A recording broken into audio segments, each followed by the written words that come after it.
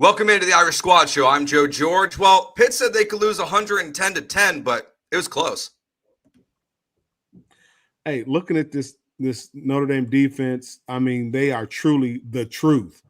This is what's going to carry Notre Dame's team to the championship. I'm Alan Pinkett, 2-year All-American, and it's best to be humble in a victory, but ACC, is this the best you got? And I'm Allison Hayes, been covering the Irish for more than 20 years.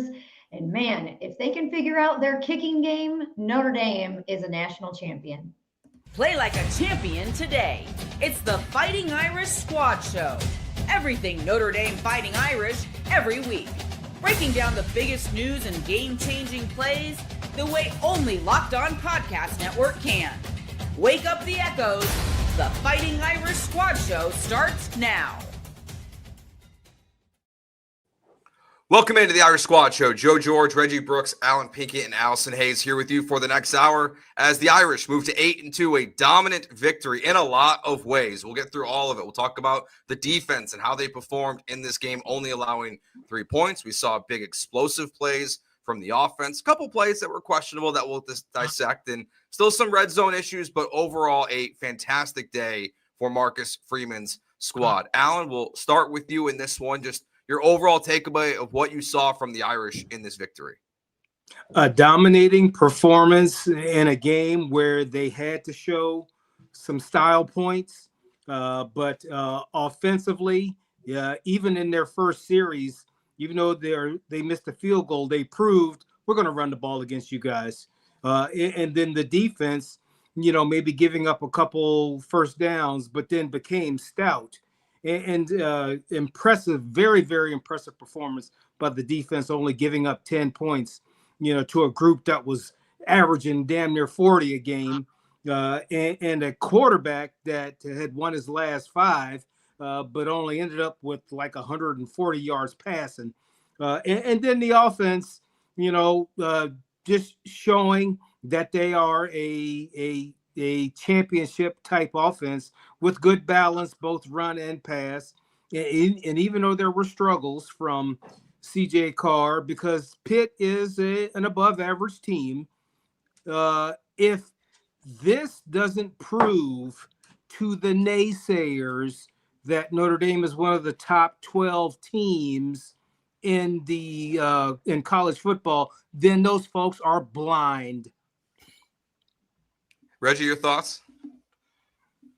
Again, this defense just continues to show up and get better week after week. Great job, because, again, I'm going to be honest with you, I didn't really watch a lot of Pitt film, so I don't really know Heinschel, but that freshman quarterback, he's nice, and we shut him down.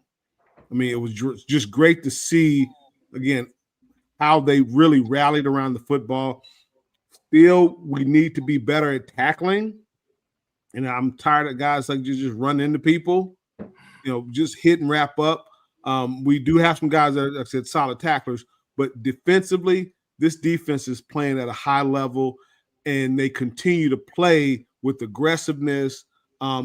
Love seeing the defensive backs being a little more physical with the receivers off the ball. Offensively, CJ Carr again, he is who he is. He's a young man that just continues to get better week after week. Again, had a couple of bonehead throws, but when he has a perspective and a understanding of the game.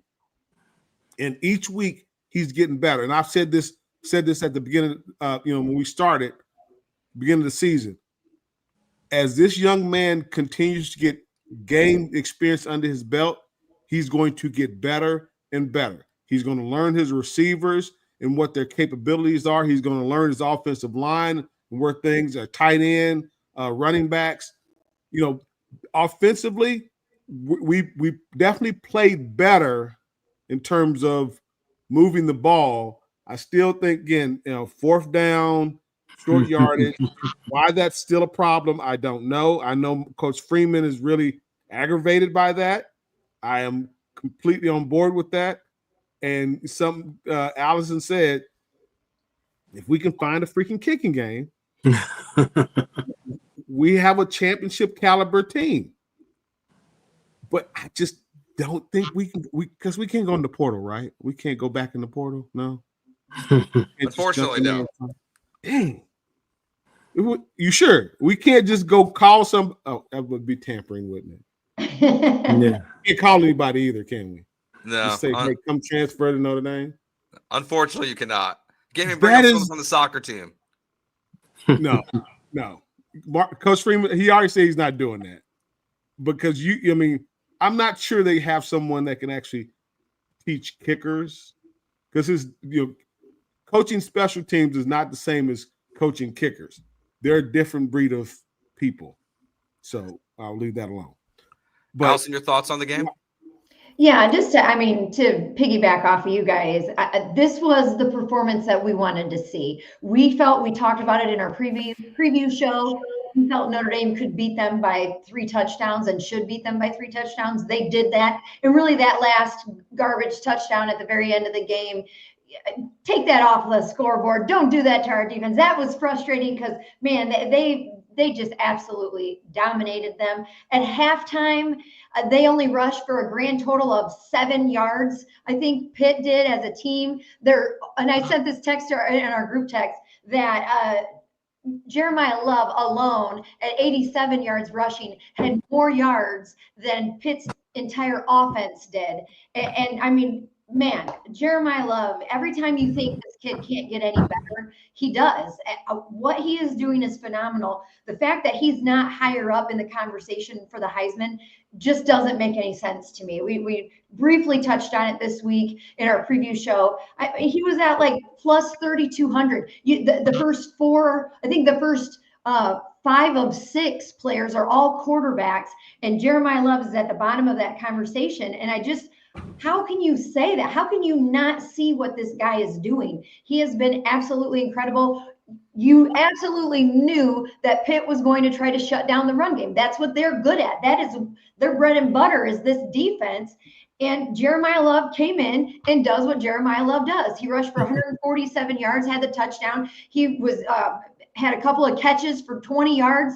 I mean, he's just phenomenal. So continue to give it to Jeremiyah Love, continue to let him do what he does, and continue to watch this team win. Defense played amazing. I loved just the fire, and they were creating havoc.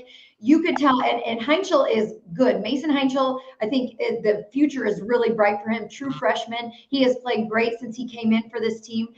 But the amount of pressure that Chris Ash and this defense was putting on him, he looked flustered. And at times, we talked about this before we started the pod, that his receivers didn't do him any favors today. There was a few dropped passes that really could have made a difference for Pitt early on. But I mean, it was just, he was under pressure, and he made things happen at times, but it was just not enough. He did finish with 126 yards. He was 16 of 33 passing on the day. He had that interception. I was surprised they brought in Eli Holstein, who was their original starter, who Mason beat out for the job. They brought him in for 6 attempts in this game late, and then ended up, and he was the one who gets the touchdown for them at the very end of the game. But which I'm disappointing for Mason, because he earned it out there. He was getting his butt beat and thrown to the ground and just getting people all over him, and he still put up a really good fight. And you talk about CJ Carr,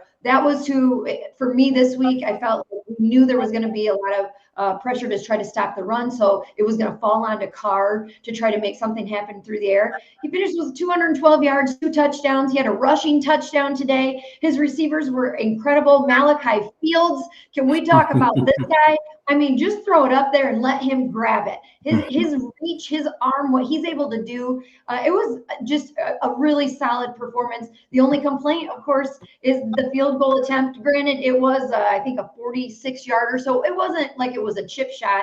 It wasn't an extra point, but that's got to be at this point that you think it's got to be a mental thing. Does he have the yips, and just what's happening there?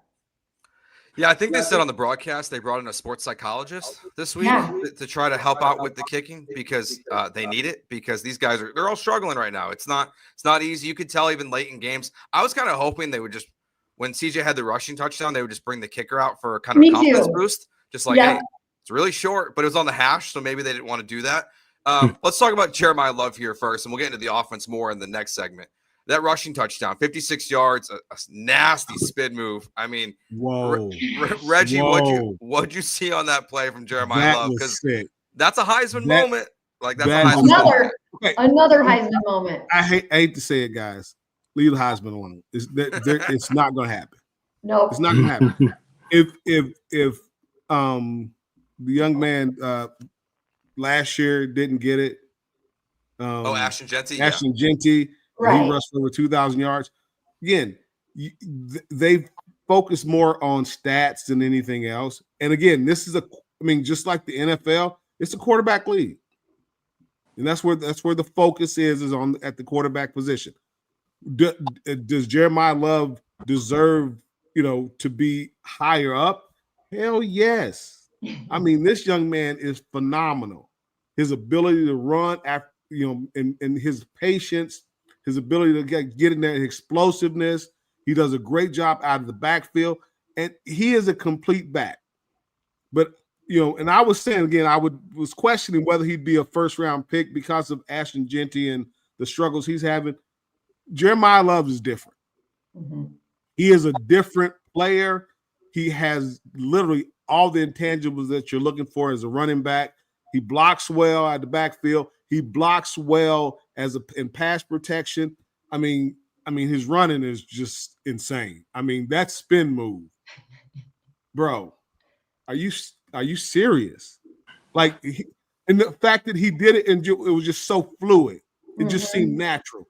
He has a natural running style, and and I know I was watching a lot of the videos of Tony Dorsett, and remembering, like I said, that was a guy that I grew up watching and admiring, and like I said, he was one of the guys I looked at in terms of like the game, just his ability to make those shallow cuts, with Jeremiyah, and the explosiveness, the power that he uses. He can, like I said, he has the ability to catch the ball at the backfield.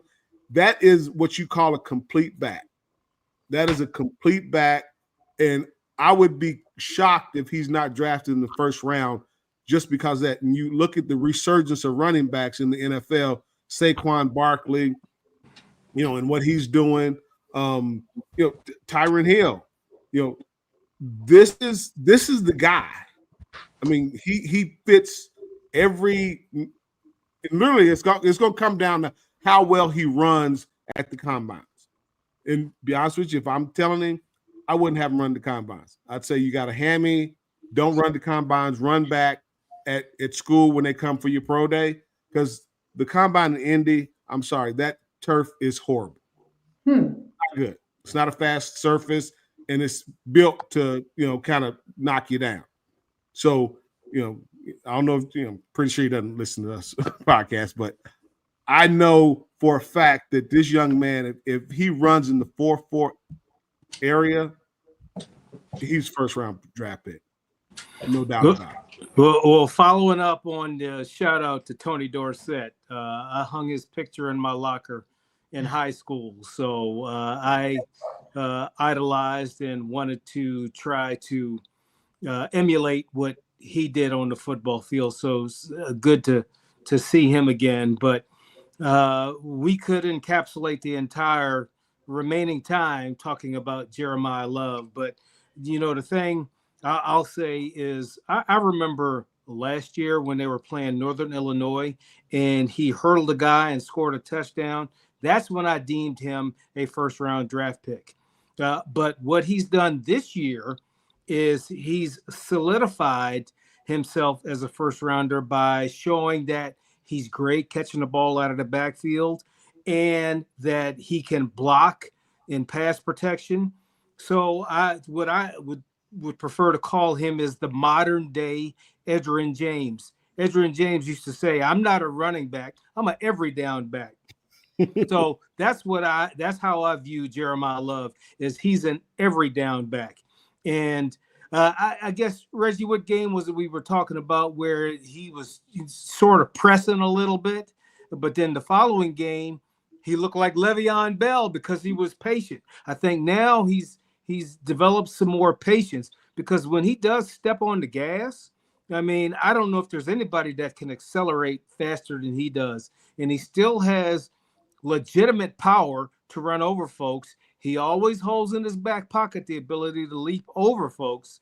But now in these last couple of games, his vision, his agility, his ability to not go down and be tackled, I think separates him from everybody else in the country, to where now, if you don't say he's not the best back in the country, then you're blind. But as far as winning the Heisman, I don't anticipate it happening. I think he makes the trip to New York so they can diversify, the people that are going to be there. They got to have a running back, and I'm even anticipating the linebacker Jacob Rodriguez from Texas Tech to be at the ceremony also, just so it looks good. But a quarterback's going to win it. But we just saw the Doak Walker a winner today.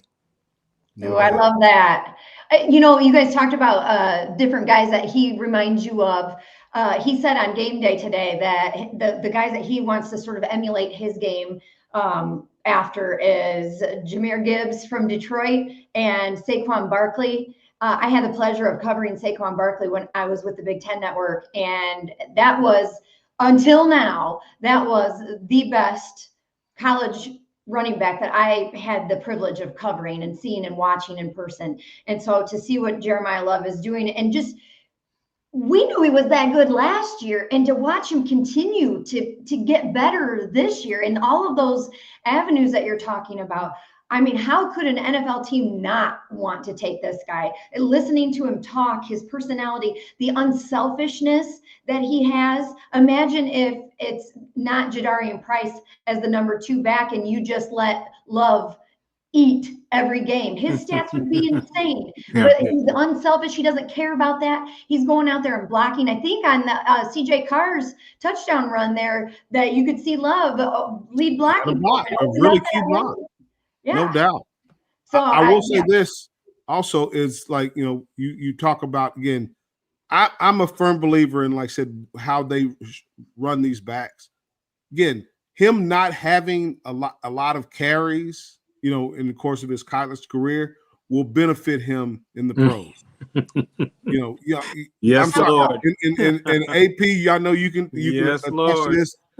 When you have a lot of carries in college, because I think that's what has happened with Ashton Jeanty.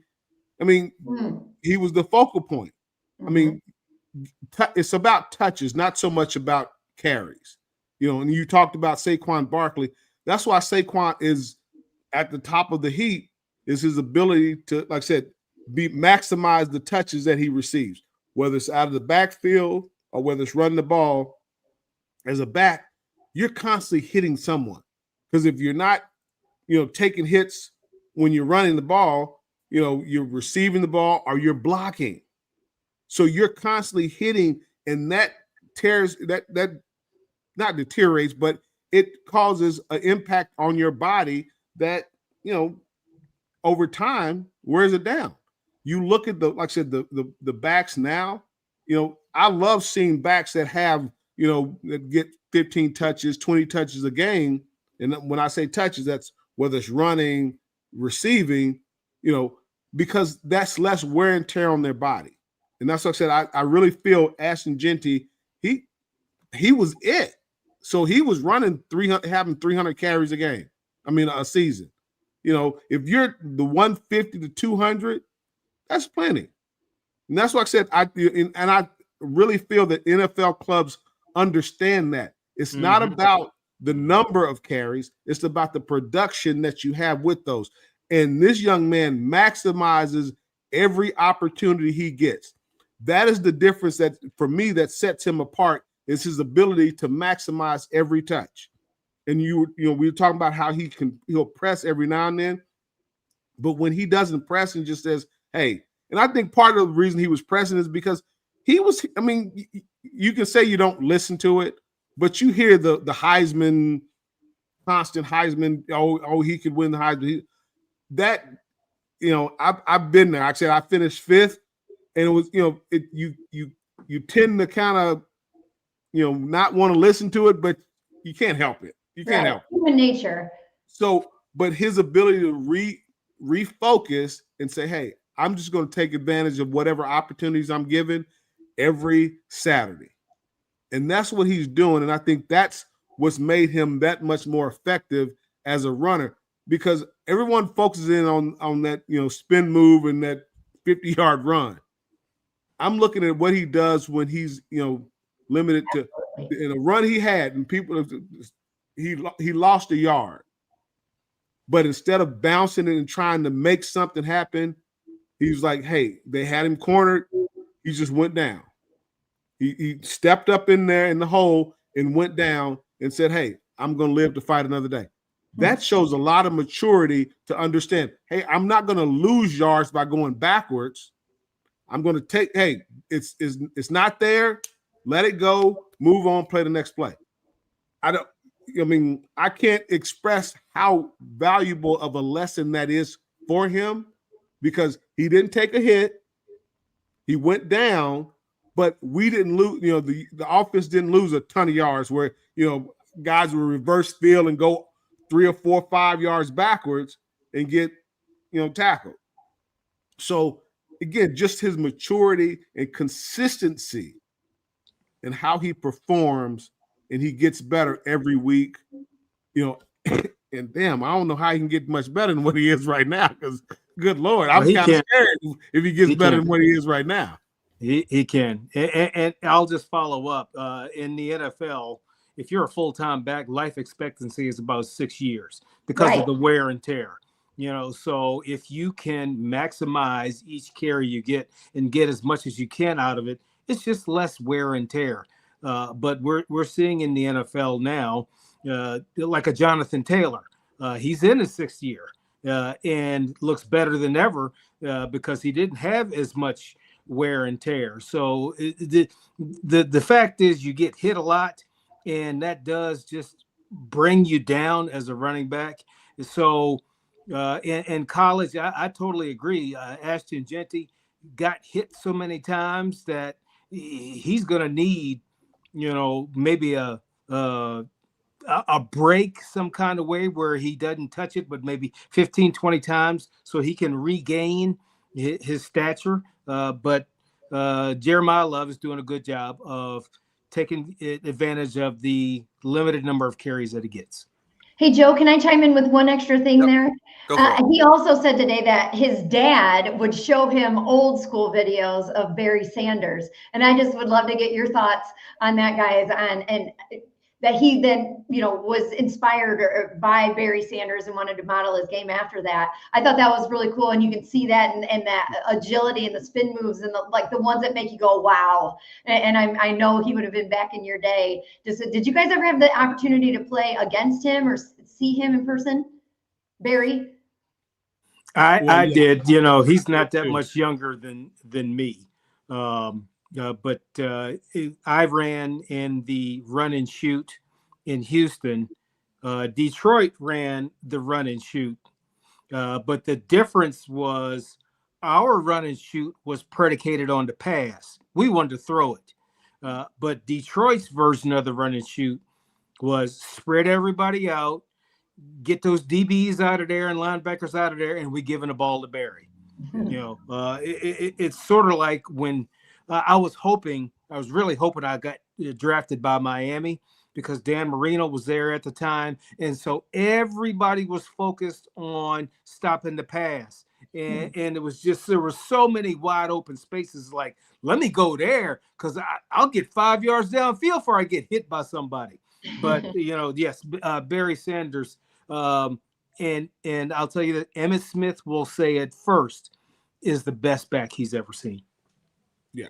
Barry is you do not try to teach someone to run like that. That's so I my senior in high school, I came out the year that he left early and went pro, because he's from Oklahoma State. Got to meet him, phenomenal individual, just as humble as they come. But you can that his running style is, you can't mimic that. I will say this. I used to have fun, like I said, when I was, when playing in the pros, I would actually, work and, I didn't know any better. So I'm on starting running back, but we played Detroit. I would actually mimic Barry. And you cannot imagine how much fun that is to just do crazy stuff that you would think, no one teaches that. You can't teach how that dude ran. I mean, his ability to just move and his vision was impeccable. He always had such a low center of gravity, very small surface level to hit, and his legs, like he could, like always moving. It was constant. He was constantly in motion, and I think that's why you can't teach that.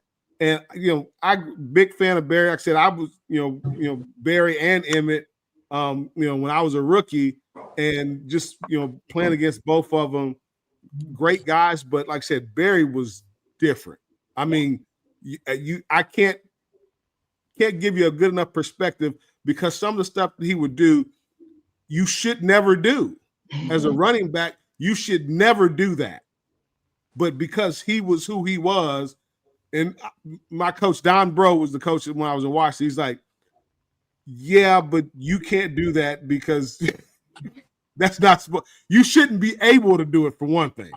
Some of the stuff that he was able to do was just ridiculous, and he just ran off instinct more than anything else. All right, let's take our first break here. When we get back, let's talk about the dominant defense that we saw in this game, because they really look. I didn't even realize Pitt scored a touchdown. God, I'll be honest. We were talking before the podcast started. The title still says 37-9. Like, so we'll fix that and post that. But we'll get to that next here on the Irish Squad Show. Today's show is brought to you by DoorDash. It's the weekend, time to look back and crown this week's MVP on Who Delivered, powered by DoorDash. Just like you can win every Saturday with DoorDash Streaks, saving more every time you order, these players delivered when it mattered most, and let's break it down. For the Irish today, let's give it to Malachi Fields here, delivering in a big way, because we just talked a lot about Jeremiyah Love. Well-deserved, but those catches that Fields was having in this one were monster plays for the Irish. And just like Fields delivered for the Irish, DoorDash delivers your Saturdays with DoorDash Streaks. You save every Saturday you order, stack it up all season, and you could save up to $250 in $100 and including $100 in DoorDash credits. Order this Saturday. Keep the streak alive. Fuel your game day only with DoorDash. Terms apply. Promo period through 11/18.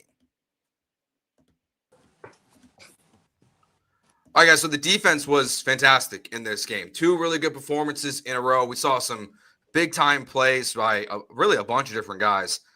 The one I want to start with for me is just the way Pitt was moving the ball on that first drive. It was with these big chunk plays, and then Don Schuler just crushes that wide receiver, and it feels like that's the moment the game turned. It's like it felt like going. It's like, okay, this is going to be a shootout. Pitt's going to move the ball on the defense. It's going to be a long day. It's going to be a back and forth.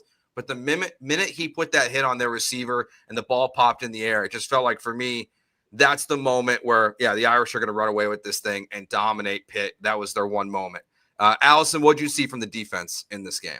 Totally agree with you. I felt exactly the same way. It was just like, wow, this is going to be a different kind of experience for this Pitt offense today, because Notre Dame, when he laid that hit, I mean, that was like just soul crushing for that guy. And so that energy and that feeling, that fire, that was contagious for this defense. And then we saw guys, I mean, there were, quiet, just solid, good plays throughout the game. And yes, Reggie, you touched on, there's some places where you want to see better tackling, but man, just across the board, like the fired up moments, those are the ones that make you go, ooh, we're seeing Tate Johnson, Drake Bowen had one.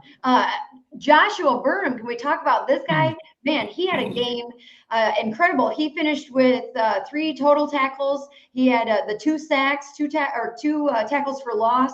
Good for him. Like, he got out there and he showed what he could do. We wanted to see KBA have a game, but that's okay when you got other guys that are stepping up. And it was just nice to see them have a full slate for the most part in that secondary. And there just wasn't a lot of options for that Pitt offense. Pick your poison, right? Because the defense was bringing the pressure and they were disruptive on the quarterback. They, in the first half, my gosh, Pitt only had, I think seven rushing yards total for Pitt in that first half. They finished out with, I think, 71 rushing yards in the game, 70 rushing yards for the whole game. But I mean, they couldn't really get anything going. And they had a couple of times where, I mean, really it was just, you saw their quarterback, Mason Heinschel, kind of breaking free or trying to make something happen, but his receivers were dropping balls. And then when Desmond Reed got hurt, that was a huge blow for them as well, their receiver. That guy was a solid receiver, fast, and he was making things happen. And but when he was hurt, it was kind of like, okay, they're really, I mean, honestly, other than that first drive where it resulted in nothing for them, it never felt like to me that Pitt was really even in the game. And that was what's so impressive about it. You know, Joe, it's important you mentioned that particular play, because the significance of it was, since Mason Heinschel has taken over the quarterback duties, they've scored on their first possession the last 5 games. So psychologically, it was a blow to that team, because it was a good pass and almost looked like a good catch, but that hit sent a message. And trust me, when receivers see one of their own get blown up, they know, I don't want that happening to me. So they get alligator arms sometimes. And there were definitely plenty of drops. So I think the defense sent a message to them saying, you know, this isn't Stanford, this isn't Syracuse you playing. You playing the Irish, and it's going to be a totally different game. And from that point on, I think is where the momentum switched, because that's when Pitt realized, oh, we're not going to be able to move it as easily as we've moved it these last 5 games. So big factor right there. And I think our defense seized on that moment to assert themselves even more, because what happened right after that play? A sack that loses 17 yards. You know, so as a defense, when you get a good play like that and your confidence increases, it's just a teeny bit easier getting at the quarterback, because now the quarterback is a little more urgent to throw it.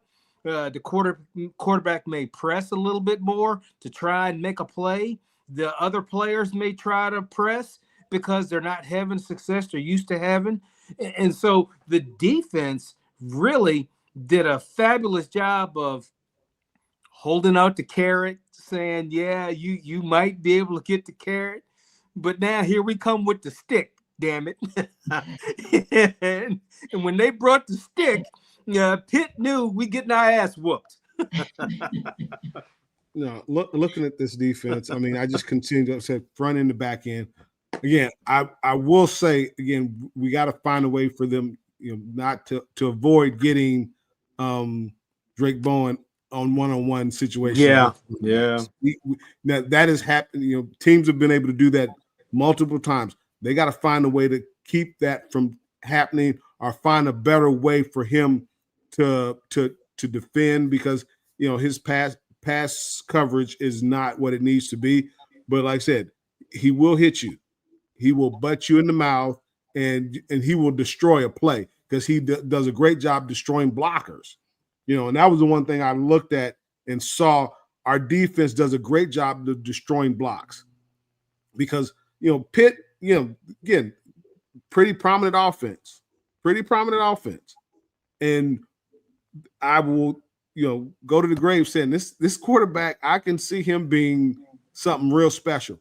But it doesn't matter how special you are if you can't deliver the ball, if you're rushed and hurried. And, you know, Burnham had a phenomenal game. Botello, I mean, this defensive line really got after it. And not just the defensive line. I loved some of the blitzes that they were doing with the linebackers, and also dropping out, you know, Bryce Young, dropping him in the coverage. And actually, to be honest with you, I'd prefer him on covering the back than Drake Bowen. I mean, when he dropped out and took the back, I was like, oh, okay. So 6'7", and to be able to 270 pounds to be able to move like that, that makes a big difference when you can disguise coverage as they did. And I still say the pass interference called on Leonard Moore was straight BS. I mean, come on. I'm like, so we can't touch receivers now? Because he was right there. He didn't hold him. He didn't grab him. It was, again, back and forth. And just the way they were aggressive at the point of attack with the receivers, they did a great job moving. Tay Johnson, did a great job. So you look at this defense at every level, they're playing so well. When you talk about, like I said, when you're talking about getting the pass rush, it's how you do it. And I loved how, they were using safeties, linebackers, and dropping defensive ends and really mixing up coverage that really kept Pitt off balance.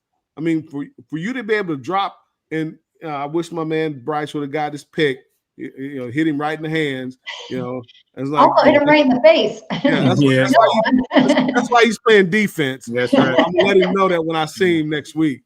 But you look at this defense and they're playing, it's Devonta Smith, you just go down the line and these guys are playing KVA, Snead. I got to give Snead a hard time because, again, he had a couple of tackles that he could have made in the backfield, didn't quite make them, but they kept the pressure on all game.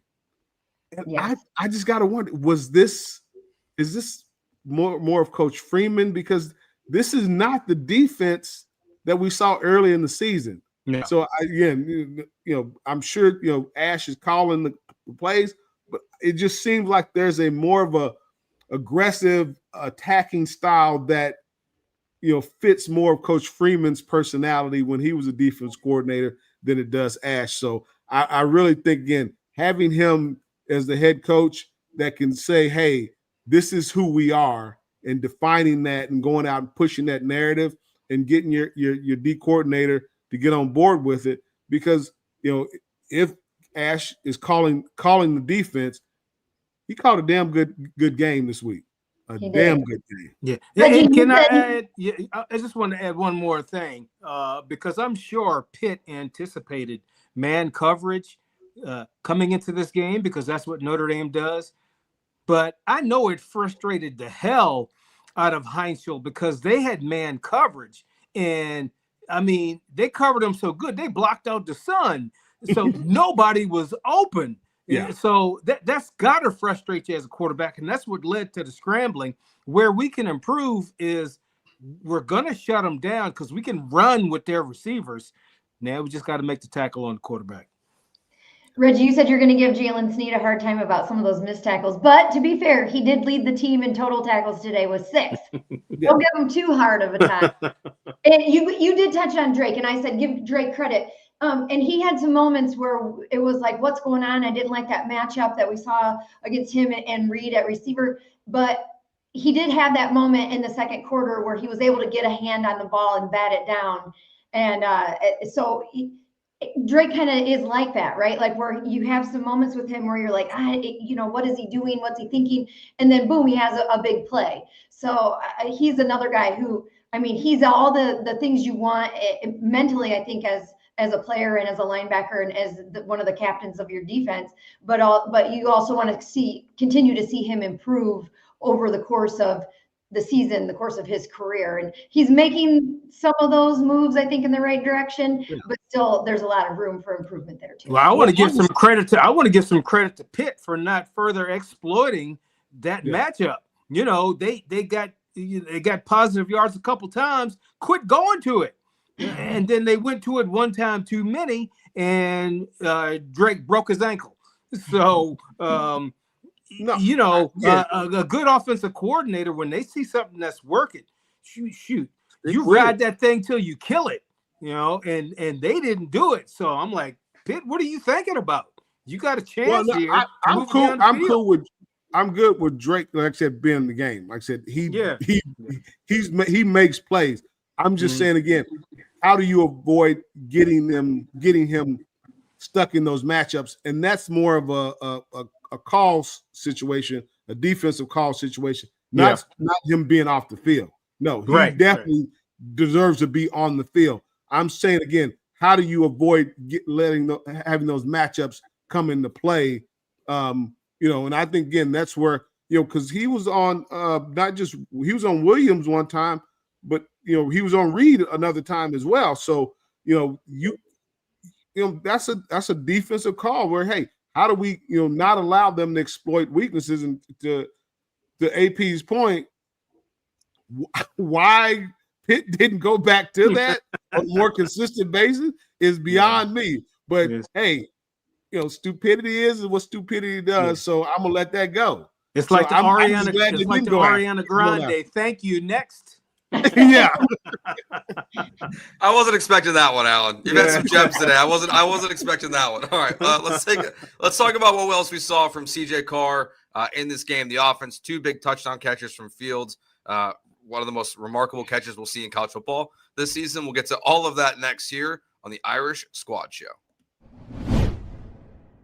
Today's episode is brought to you by FanDuel. The NBA is back, and there's no better place to get in on the action than FanDuel, the official sports betting partner of the NBA.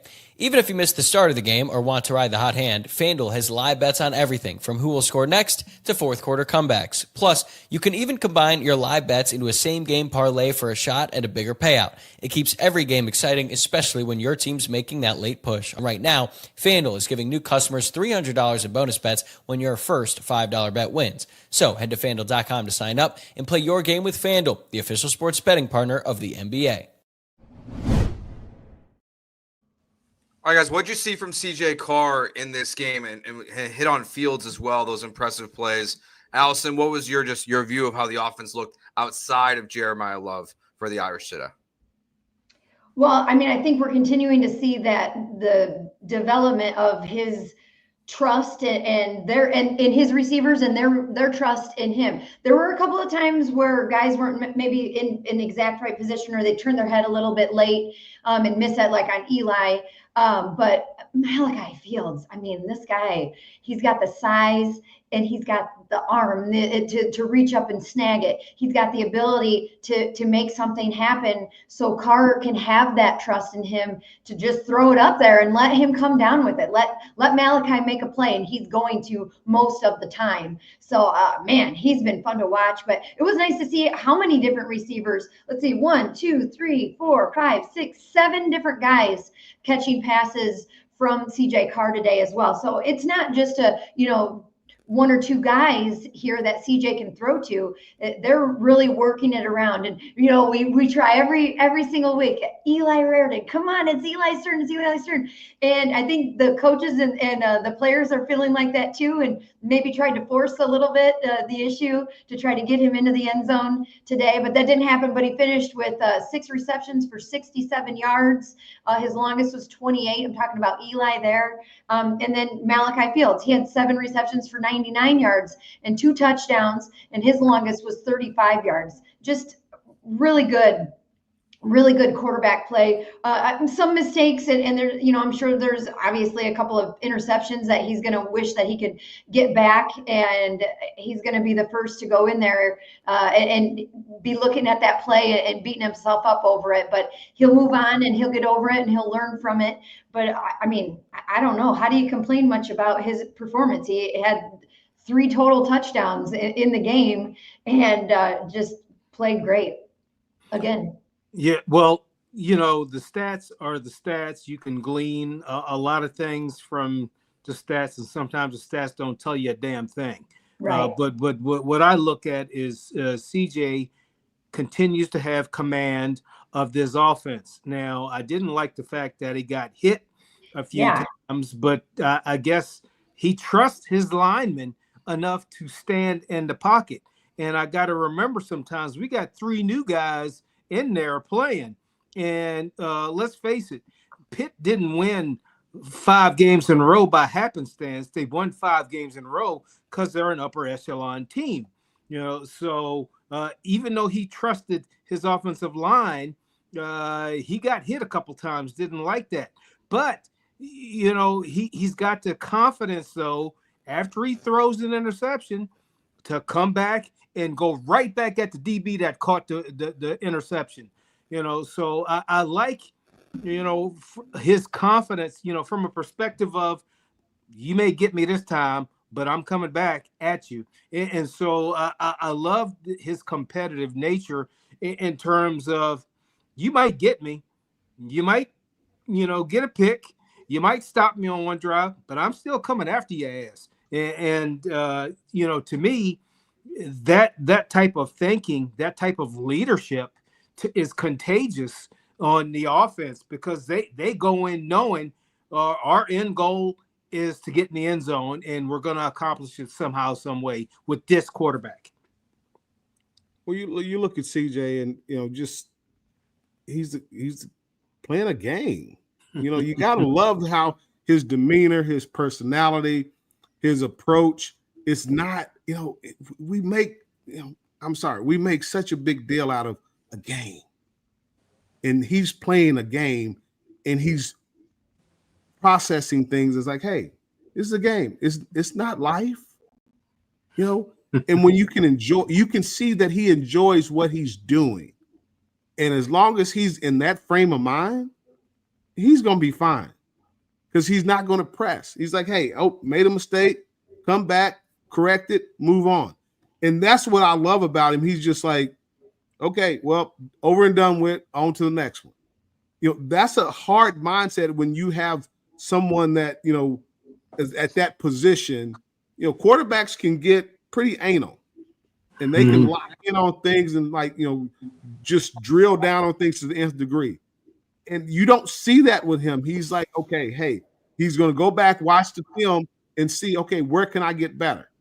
And I've been saying this, as the year progresses, as he gets more games under his belt, he's going to become more comfortable, because he's seeing more. The more he sees, the more opportunities he's going to have to be successful.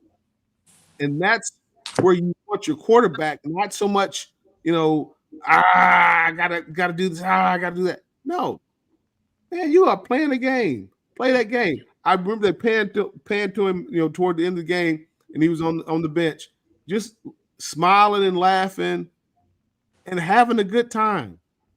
That is so refreshing to see a quarterback enjoying playing the game. That's the mentality that you want for your quarterback. Have fun. This is a game. This is not, this is not going to determine your life. And that perspective is such a beautiful thing.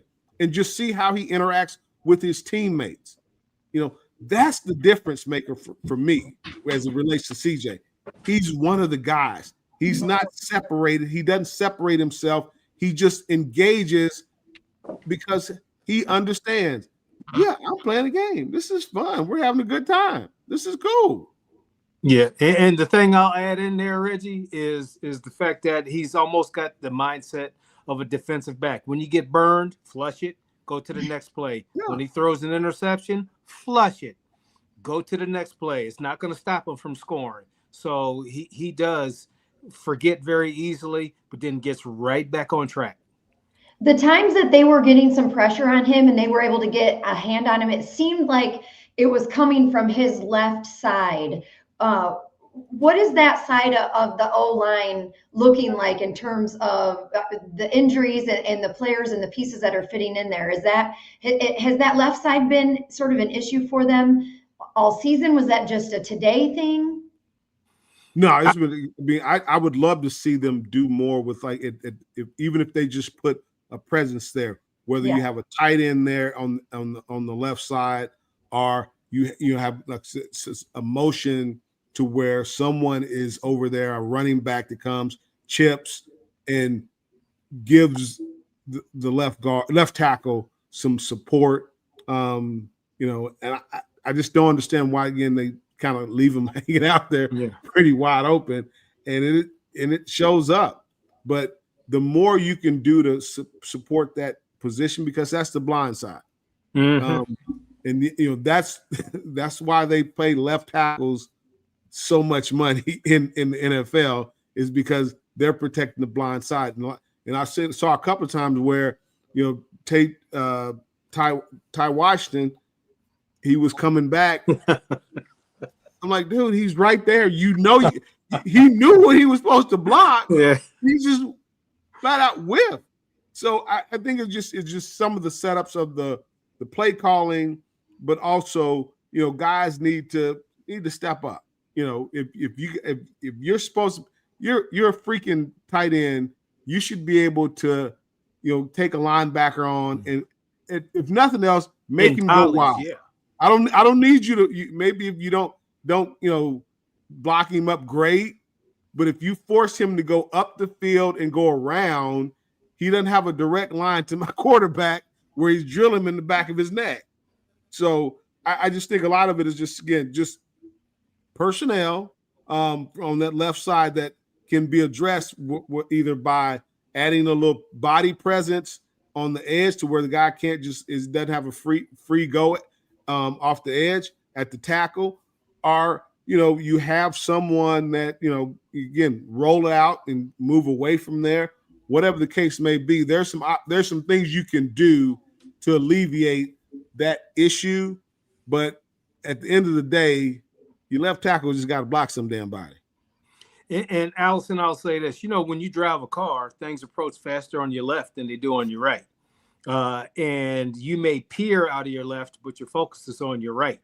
And so the quarterback has to have that trust and confidence that things are going to be protected on his left, because when it does come from his left, it's going to mess up his ability to read, his ability to throw the ball. There's got to be that trust that, okay, when I stand in this pocket and my back is to the left-hand side, I'm going to be free to step into my throw, make my throw. When that doesn't happen, it becomes a problem for a quarterback. Right now, he has that trust, but Notre Dame can definitely do a better job of solidifying that backside so that he maintains that confidence throwing the ball down the field. But again, you have a defense that sends 5 and 6 more than most people in the country. So you're going to get hit sometimes. Yeah, the other thing I would add about CJ, and it reminded me today of being a tormented Bears fan and watching what he was doing just with the false starts and being able to take advantage of them as a freshman. So I watched Aaron Rodgers do that for 10 years against the Bears, and watching CJ Carr today do it twice. Recognize what's happening in front of him, see the penalties coming, and take advantage, take the shot. Fields makes the great catches, but we see young quarterbacks, veteran quarterbacks in college miss those moments where you get that free play. So for him to recognize that, I really enjoyed. We'll kind of, I feel like this is going to carry the rest of the show. Allison, you might not be able to answer this question as well as these guys. How much did you enjoy Jadarian Price carrying that kicker down the field though by his t-shirt?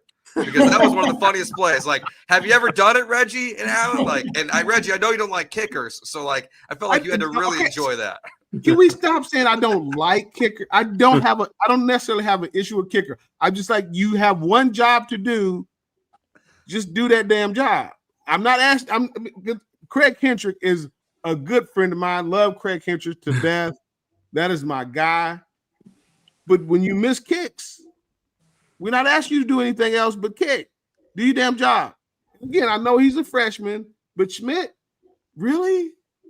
Are you sure that was a 40-yarder that he missed, or was that more of a 38-yard? Yeah. Okay. Yeah, that didn't seem. That seemed like a kind of chip shottish, and you just I don't know what that was.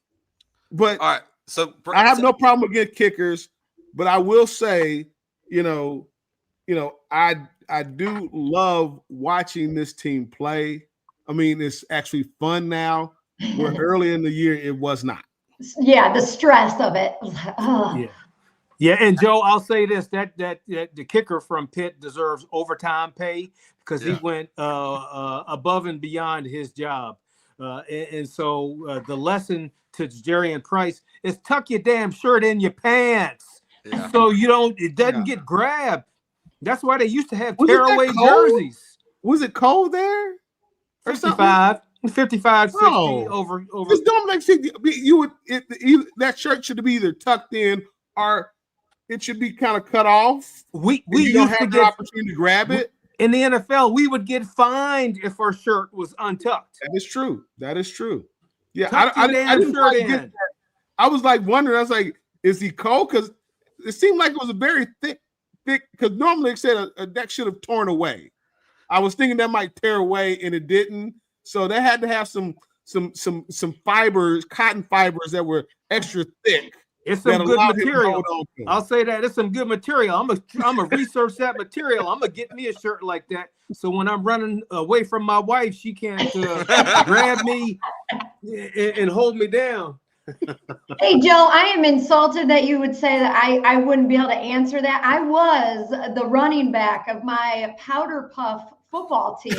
And I was the leading rusher on that team, by the way. So hey, powder puff is serious. Right. Serious. Get yourself together, Joe. Yeah. I gotta do my research next time. Yeah. Now you know. Yeah, it was a fun game. I think the question now for all of us is just what's the path forward look like to a playoff game at home, for the Irish. I think the Irish are going to need some help. There's some big games going on in the moment tonight. But after watching this game, a top 25 win, very important. Navy getting a big win today helps you out a lot as well. Just kind of final reactions as you watch today play out. You feel like this team's going to host a playoff game this year, Allison, or you feel like they're going to end up going on the road? Well, I mean, I think a lot of it now it's not up to them. They're going to win out. I mean, I think there's no chance they don't win out, and it's going to be what happens in front of them. And speaking of, there's some games that are happening today that are going to have a direct effect on Notre Dame and Oklahoma, Alabama, Georgia, Texas. We're going to see possibly some teams ahead of them lose, and that's going to move up or allow them to have a chance to move up. So I think it's still very much in the realm of possibility, and it's crazy to think that to start the season 0-2 and how I literally remember looking up the statistic and talking with Reggie and Allen about it, that there was at one point an 8% chance that Notre Dame was even going to make the playoffs. And what did I say? Well, yeah. You didn't believe it. And you were right. Yeah. And I was totally freaking out about it. But here we are now with just a couple games left in the season. And they not only are almost a lock at this point to make it, unless they would make a mistake, but they have a good shot at hosting too. So, I mean, man, you cannot ever underestimate how good Marcus Freeman and this team is, and give them the opportunity to show what they can do. And they did it today. So I think they have a legit shot, but we got to hope now for a lot of things to happen in front of them. If Notre Dame wins out, they're in. Yeah. They have 2 more wins. They solidify themselves being a member of the 12-team playoff. I don't care if they have a home game or away game. I don't care who we play. I don't care where we play. All I care about is we're in the dance, and all you want to do is be in the dance. And do you think this team can do okay on the road? Did you watch them today? So does it matter if you go on the road? And as far as I don't care who we play, I look at the top 10. I don't see any team that would dominate the Irish the way they're playing now. So all I want to do is get in, handle your business. And part of that today was handling the business. Handle your business, get in, then let's go ahead and saddle up. Yeah, I gotta agree in some regards with the AP. It's a lot that has to happen for Notre Dame to jump up another spot, and it's going to be interesting to see how it happens. There's also going to be interesting to see how things play out in the ACC, because that is shaping up to be a real show. So it's going to be interesting how that plays out. But I think, again, Notre Dame can't really focus on that, because I don't see Texas Tech losing. But to be honest with you, either Texas Tech or Oregon has to lose for Notre Dame to jump up, because even if Oklahoma, which they're beating Alabama right now, 2-loss Alabama will stay ahead of us, and then same thing with a 2-loss Georgia if Texas beats Georgia, and then all that would do is bump up Texas and Oklahoma to jump over us. So you want for us, in terms of you talk about, getting a home playoff game, we need a potential Oregon loss or a Texas Tech loss. I think those would give us the best chance of getting a home field game in the playoffs. Well, I'll tell you, my only counter to all of that is I don't really like Joey McGuire, so I kind of want to play Texas Tech in the first round after his comments this week. That's my only hope. Like, I'm kind of rooting for like Notre Dame in Lubbock would be a lot of fun. I'll make that terrible drive from Houston up to Lubbock. Oh my gosh, that is 10 hours. That's a 10 hours drive. Yeah, And it's not a there's fun literally drive. nothing in Lubbock. Nothing in Lubbock, Nothing. but I would love to see that just after what Joey McGuire said this week about the Irish being independent. So, all right, that will do it for us. You can find us each week here on the post-game shows as well as on Thursday nights, the Weekday Irish Show with Reggie, Allen, Allison, and Tyler. Make sure you hit that subscribe button here to the Locked On Irish YouTube channel, plus wherever you find your podcast on Apple and Spotify. Thank you all for listening. Thank you all for making Locked On Sports Network the #1 sports podcast network. We will talk to you next week after the Irish next game. Enjoy the rest of your Saturday. Peace.